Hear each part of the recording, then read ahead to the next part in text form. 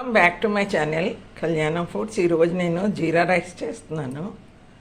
ఒక గ్లాస్ తీసుకున్నాను.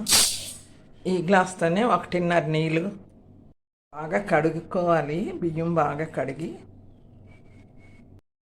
నేను జీడిపప్పు ముందుగా ఫ్రై చేసి తీసి పెట్టుకుంటాను. పక్కనే అలా దినుసులన్నీ వేసుకుంటున్నాను. 2 స్పూన్లు జీలకర్ర వేసుకోవాలి. మనం 2 స్పూన్లు జీలకర్ర వేసుకొని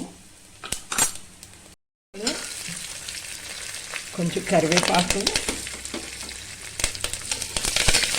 వేసుకొని వేగిన తర్వాత గ్లాస్ బియ్యం వేసుకున్నాను. సరిపడా సాల్ట్ వేసుకోండి.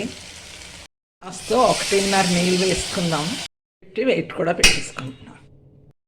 బాస్మతి రైస్తో చేసిన జీరా రైస్ రెడీ అయిపోయింది. దీని మీద నేను కొత్తిమీరతో గార్నిష్ చేసుకొని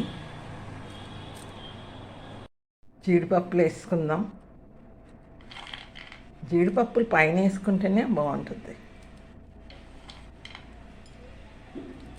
ఈ వీడియో కనుక మీకు నచ్చినట్టయితే లైక్ చేయండి, షేర్ చేయండి, సబ్స్క్రైబ్ చేయండి. ఐకాన్ బెల్ బటన్ నొక్కండి. మీరు కూడా ఈ విధంగా చేయండి. నమస్తే. నేను పుదీనా మధ్యలో పెట్టుకుంటున్నాను. చూడండి, జీరా రైస్ రెడీ అయిపోయింది. మీరు కూడా ఈ విధంగా చేయండి. జీడిపప్పు ఫ్రై చేసుకొని పైన వేసుకోండి, బాగుంటుంది. మా ఛానల్ సబ్స్క్రైబ్ చేయని వాళ్ళు ఉంటే సబ్స్క్రైబ్ చేసుకోండి. మీరు కూడా ఈ విధంగా చేయండి.